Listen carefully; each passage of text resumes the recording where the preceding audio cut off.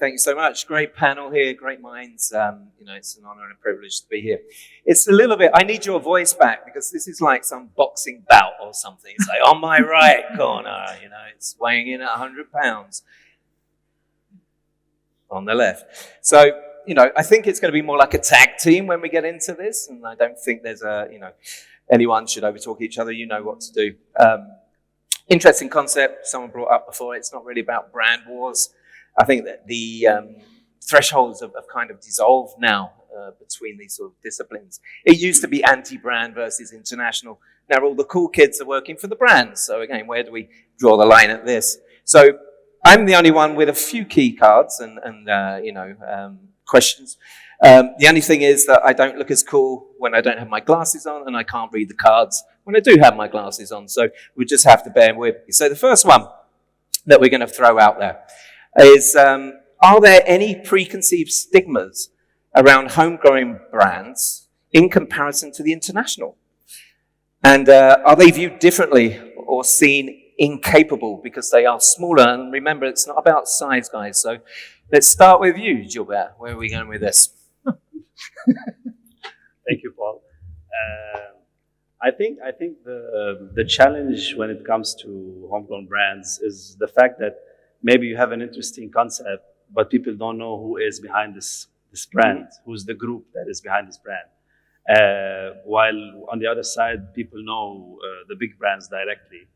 But I think with time, when people start to experiencing these brands and checking the designs, checking the food, everything related to this experience, you start to realize that I want to know more about this brand and who is behind this group. And then you start to, you want to know more. What do they have? Maybe they have an interesting brand also. Maybe they have another interesting concept. Maybe it's a different concept. Maybe it's fine dining. Maybe it's a beach club. So you start to want to know more about the group. And then this is, I think, where the group that is small becomes big and people want to know more about.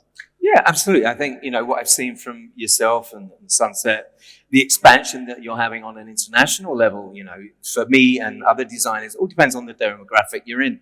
I was in Albania at the weekend looking at projects, and Emaar have a huge development over there. For people looking in from there, Emaar is a huge international brand.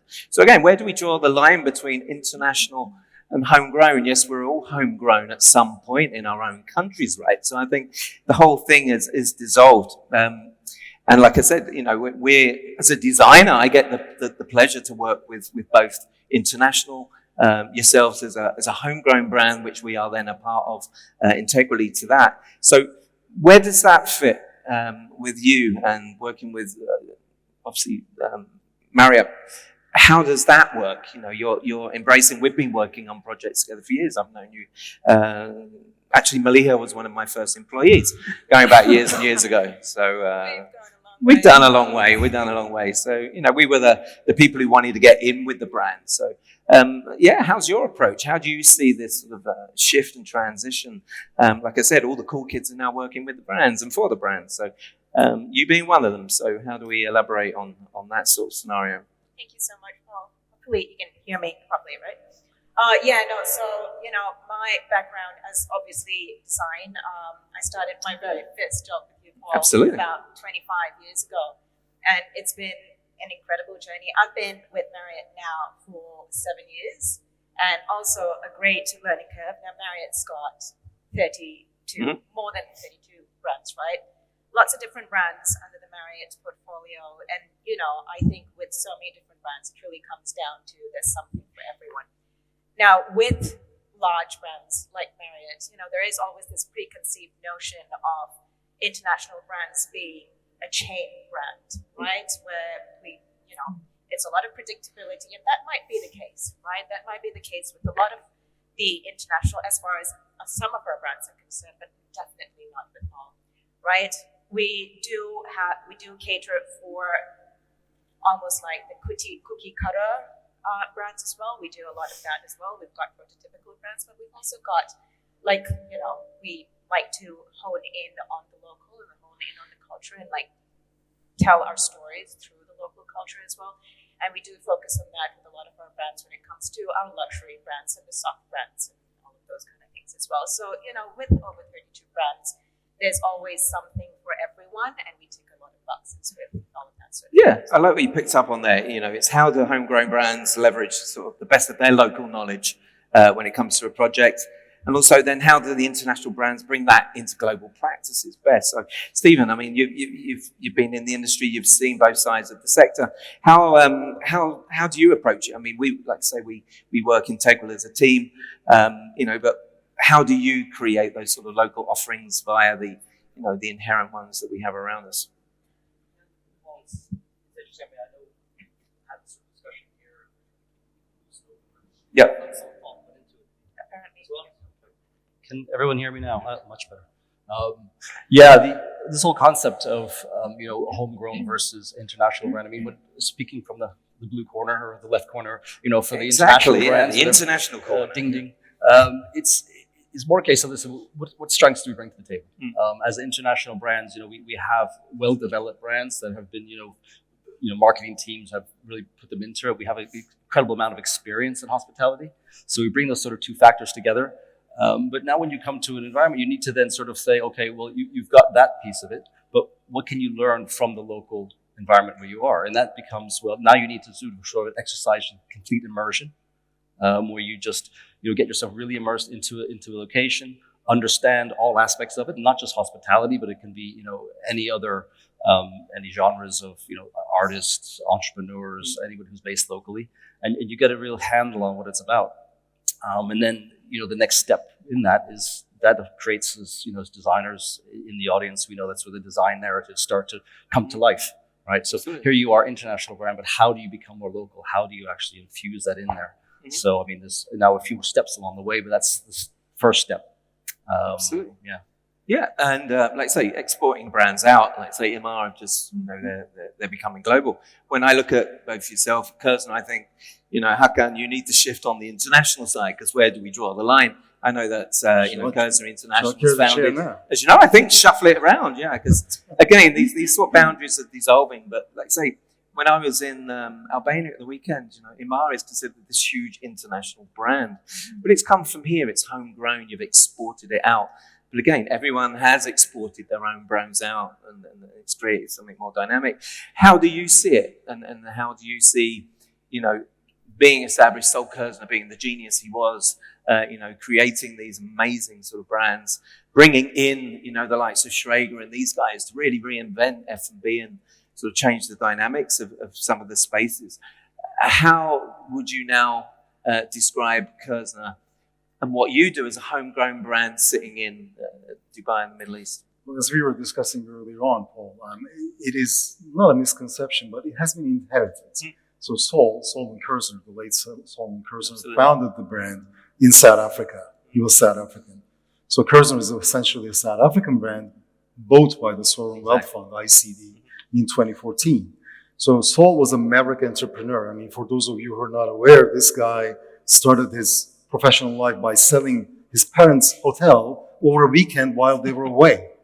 So that kind of mindset actually resonates well with us when we're going into new markets. And that's the disruptor, wasn't it? Absolutely. That's what he was. Absolutely. And also it's very intricate as well. As you mentioned, the F&B, reinventing the system of it. And now what we're doing is that we try to simplify the outlook, whereas all the intricacies are in a perfect balance internally, which is very difficult. I mean, Vanzabille, we just opened, is a good example of that.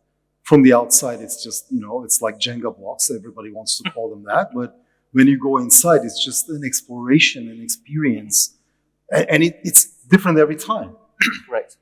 So that being said, actually, also, I would like to refer to the COVID period when we decided to establish 2 new brands.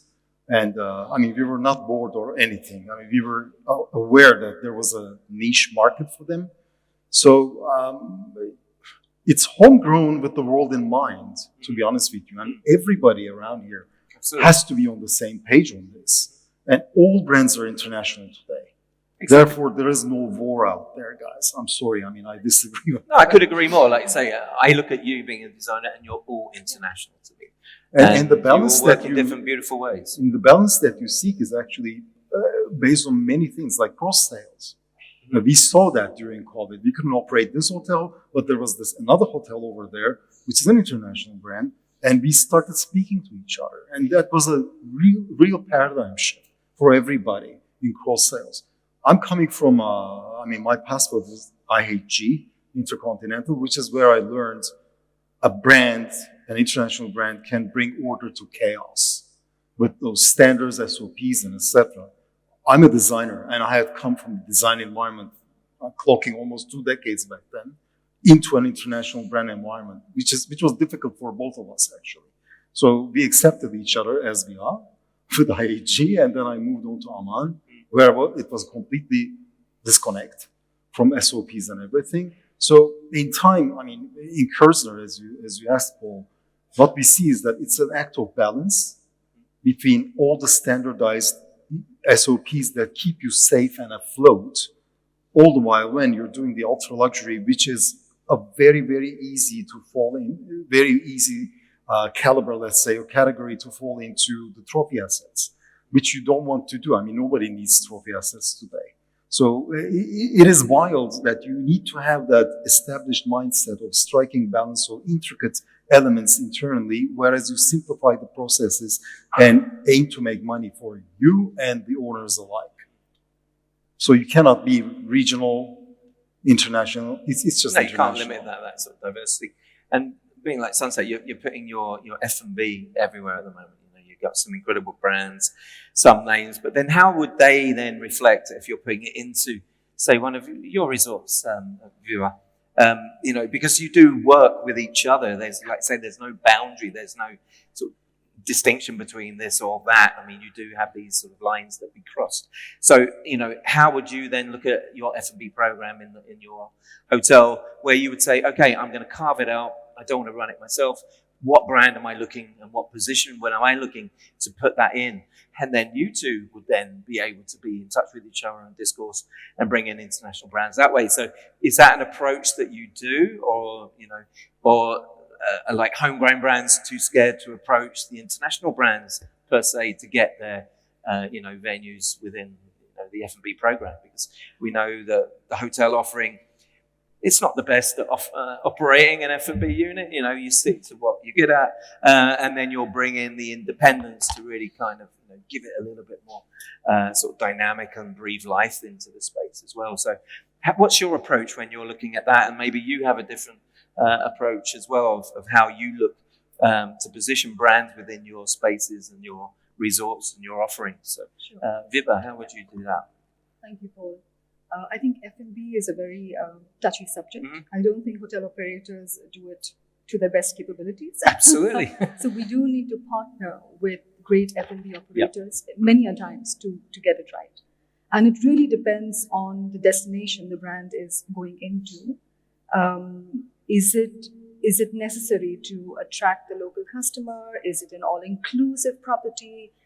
What customer is it really targeting? And F&B needs to be related to that. So I think it is a completely different subject. So whether it's a homegrown brand like Kerzner or Emaar, they're no longer homegrown brands, to be honest. Sure. Or it's an international brand, F&B needs to be treated completely differently suited to the clientele that they need to offer. But going back to your initial question about what is really different between homegrown brands and international brands, one, as Gilbert rightly mentioned, is the brand recognition. Is the brand established in that market? And to your point, is an international brand, the roots of an international brand are also homegrown. So is Kempinski an international brand? Yes. But are they known in the Americas? No. Right? So that is a market where the brand needs to establish itself. It's going to have the same struggles as a homegrown brand. Absolutely. It's a very, very interesting point. In that market. Yeah. So I think the main difference lies in how nimble we are in tackling an issue. I think what international brands definitely have the standards, but they also have the processes in place, and the accessibility to various stakeholders can get complicated at times for the owners as well as internally. Whereas homegrown brands or brands like Kempinski, which are much smaller in their nature, Correct. are very nimble because the tackling of issues, there are not many processes to deal with. There are standards to adhere to. There is a common goal we want to achieve, but the stakeholders are accessible for quicker decisions. And I think that, honestly, there is no stigma to any type of brand, but I think that is the main difference in how a problem is approached. Fantastic. No, it's great to hear this. Like I say, someone sort of stepped back and looking at it, because I engage with all of you here in different levels and different ways. So it's always amazing to get your ideas and your perceptions on these things. You know, we've seen like F&B go into some of the resorts or hotels, and they don't become successful. They're not looked after because they don't have the attention, because the hotel's making its numbers, and that's what matters at the end of the day. Emaar, Jacqueline, how do you approach these things? Like I said, I was in Albania, and the development there looks absolutely phenomenal. And for me and for people there, they're talking about Emaar as this huge international sort of organization, company coming into the region and really doing something unique. And it will create a benchmark of other things to happen within the region. So, how do you get involved in this? How do you get approached, or they approach you? What's the I think we need to sort of draw a line between Emaar and what our founder is doing, and also exactly with other companies. First of all, just to be clear, but I think your original question about is there a stigma associated with homegrown brands, and I think we kind of skipped over it because we've actually it's a tag team. Let's get it. No, but we've kind of flipped the stigma recently, right? So I think the UAE is a very young country, so that stigma was there that the brands are all quite young. Like even though Emaar is seen as big, it's still a young brand in comparison to the rest of the world. But I'm sorry, that suddenly got very loud. But within the way this country has developed, so fast over the last few years, we've sort of developed and overtaken in some respects the rest of the world. We have a Minister for AI. Someone mentioned AI before, the first country to have a super supportive government, really supportive of the businesses. So, I think that stigma associated with the young kind of companies has completely flipped around in recent years, and the homegrown brands are in a place of real strength, actually, as they export themselves globally. So there was F&B related article in Arabian Business the other day. I can't recall the brands it was referring to, but there was one of the guys had said, the variety of cultures and the different people that we have in Dubai, if you can build an F&B brand, and I'm sure the same applies to hospitality, that works here, you've covered it, like your offering is going to work somewhere else in the world. So when you're expanding, you're not necessarily having to rethink fully what you're offering people. It's the logistics that are a problem. We do everything from around the world from here in Dubai, so there's an advantage, like you said, but we're really agile.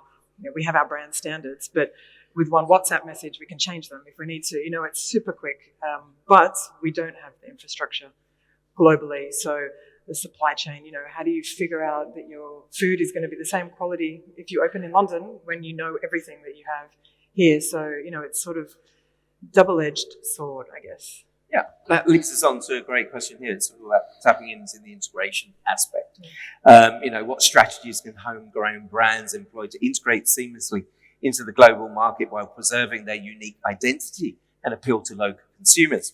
And then you have the flip side, which is alternatively, how can international brands adapt to local cultures and the preferences while making their own global identity into a hospitality industry? So, there's this sort of diversity between the approaches, but I think, we end up at the same kind of, result. So again, Maliha, would you tap in, guys? I want a little bit more integration we here. agree I'm sure Gilbert has some things to say. I don't think this is going to be, if anyone's come over here for a war or a little bit of a fight, I think you're going to leave very disappointed. It's a friendly discourse, right? There's no debate. We're all friends here, and we all do things Absolutely.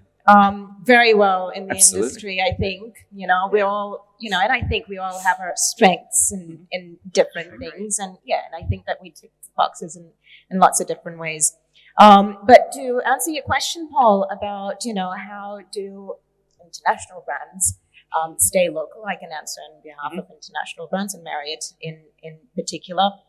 There is a lot of research, and we are a global brand, and we have multiple different offices around the world, and we have a lot of presence around the world. Yeah, each with their own cultural. We all come with our own culture, but we find it very important to really tap into the local, right? And to do that, there is obviously it's the partnerships, and we really rely quite strongly on those partnerships, whether it's partnerships with local, with the ownership, where we're working very closely with the developers and the owners, whether it's partnership with design firms who might understand that local, partnership with cultural ambassadors, right? We work a lot with cultural ambassadors as well.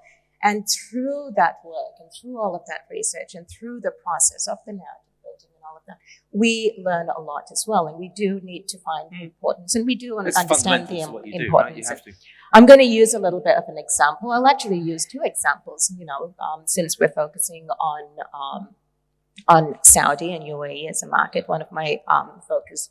One of the local examples would be some of the work that we're doing quite recently in the Red Sea, and I've got our teams over here who've been working on that. So, Red Sea, for example, great focus on environment and sustainability and bringing in that local culture and local heritage. So we did partner with amazing design firms and local ambassadors who would really help us understand as well. And through that process, we've learned a little bit as well. Another part of what Marriott has been working on and expanding on a little bit is the luxury lodges and the tented camps, which we were speaking about a little bit before, which is a great this as well. Type of this is, this is quite new for us. We've only just opened up our very first luxury you just camp get to go on safaris and stuff and have fun, don't you? So I don't think we're as lucky as her sometimes to do that. Yeah, but that is a huge learning curve as well. There's just so much, it's like, international brands come with all of their brand standards, and we have to be a little bit more flexible and lenient when it comes to all of that. We're not taking the brand standards and chucking them out the window, but we are trying to adapt and learn and implement based on what that local learning is. Affect that, Stephen, because we're in that situation currently with that the client has a little bit too much influence, and they're sort of looking at the cultural references, but your understanding of the cultural reference and how you want to transition them into the space is a little bit more different and dynamic. It can be a little more nuanced, right? I mean, we're talking about taking the best of both worlds, right? You have the international brands, but also learning from local brands. You have to be there. I mean, we're working with you on a project, an Intercontinental Hotel in Rabat. Our first venture into that location. So, we're a new player in there, if you will, but it's really understanding local culture. It's the first flag. Right? First flag, exactly. So we've spoken about the design point, partnering with local designers. We spoke about the partnerships with F&B. So, Sunset Hospitality, Joe's Backyard is great. We've got one in our Holiday Inn here in Dubai. So those kinds of partnerships are good. I think the next step that we sort of can't forget about then, we're all here designers, but it becomes that operationalizing part of it. HG is very much into programs now that are getting local hire. So programs specifically in the UAE, in Saudi Arabia, in Oman, and other parts of Africa, in India as well, where we're actually, actively hiring local. And that's sort of has dual benefits. So you're supporting the economy that you actually have the hotel in, on one hand. On the other hand, you're bringing in these people with great knowledge and expertise of that location. So you have that sort of heritage that brings it in there. So it's great.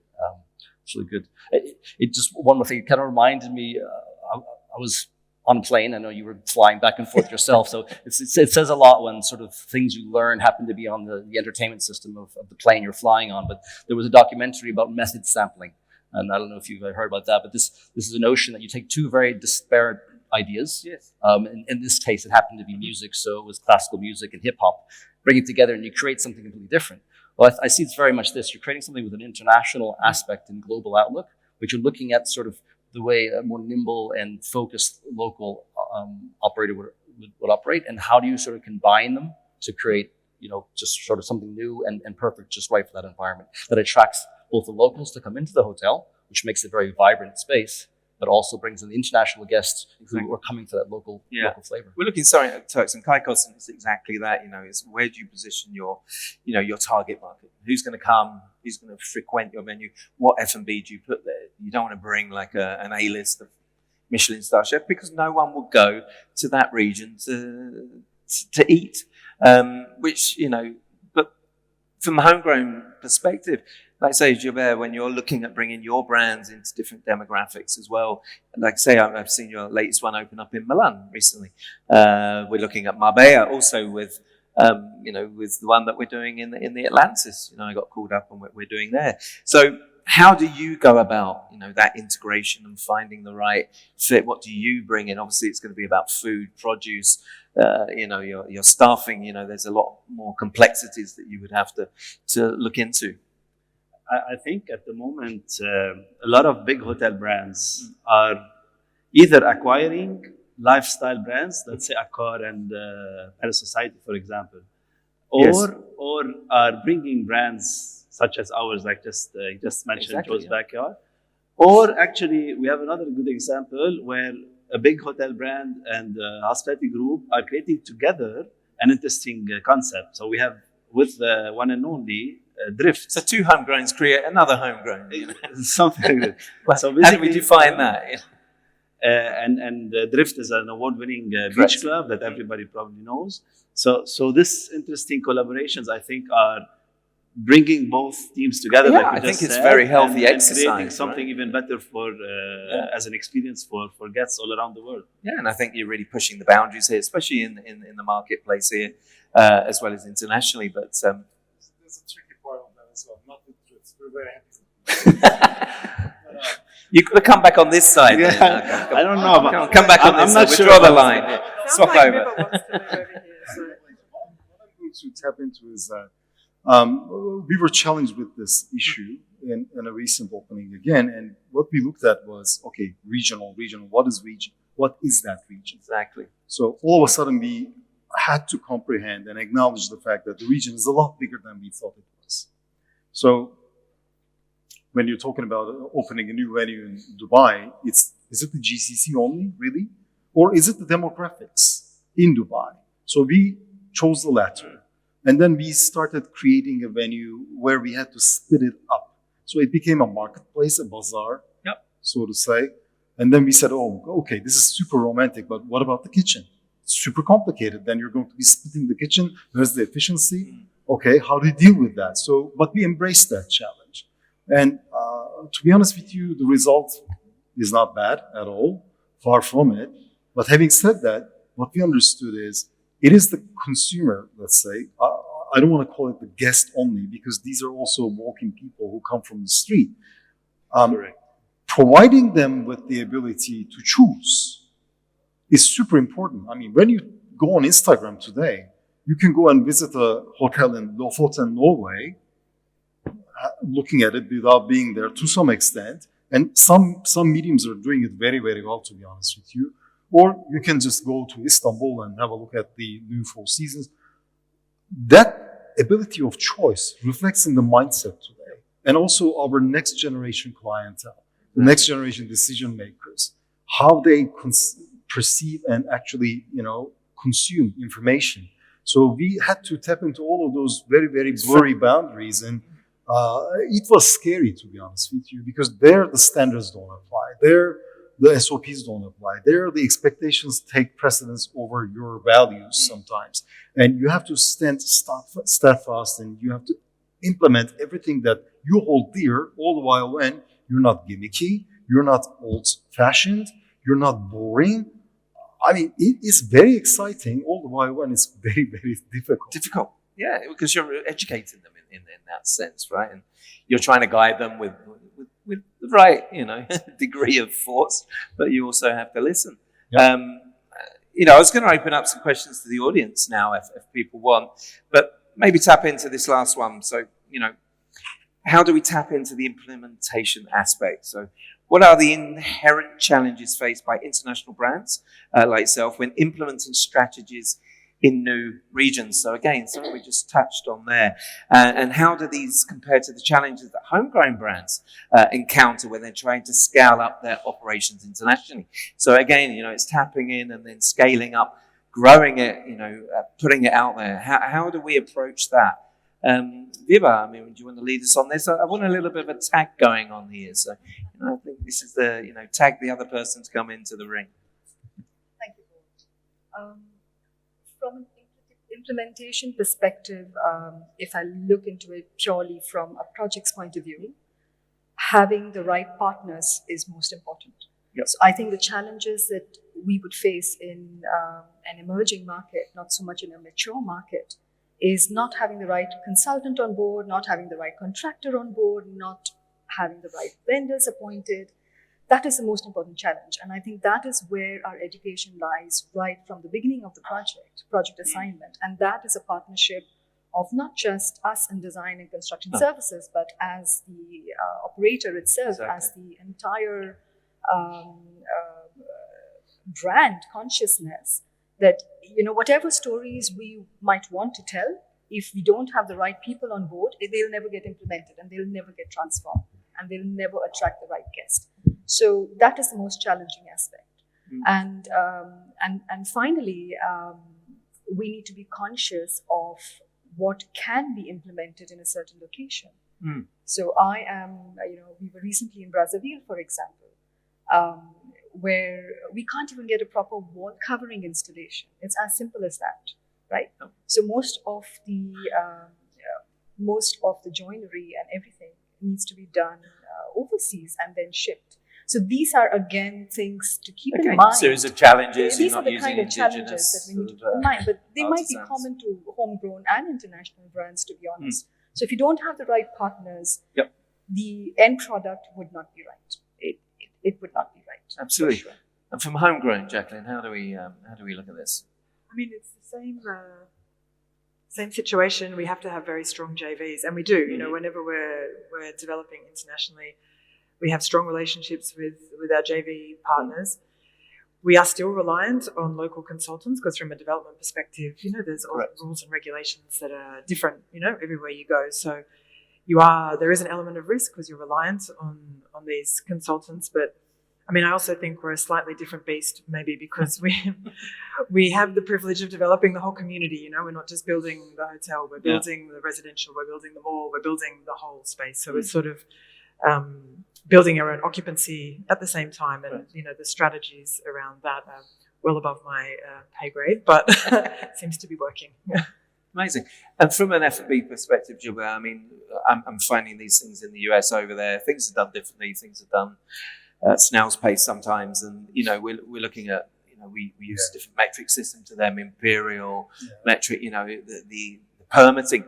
How do you go about that? Even friends who are chefs who are going in have to take, exams to get qualified to chef in the kitchen, even though they're Michelin star.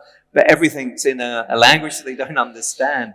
How difficult is for you to bring your brands in and to make sure that, like say, you have that infrastructure to support you without, creating any more complications through the process? Like we mentioned, you have to bring the right consultants for sure. But also it's the right people also who are managing these consultants. So when you bring in strong individuals to manage these new ventures, you have to make sure you're bringing someone who knows the market, who knows the location. Correct.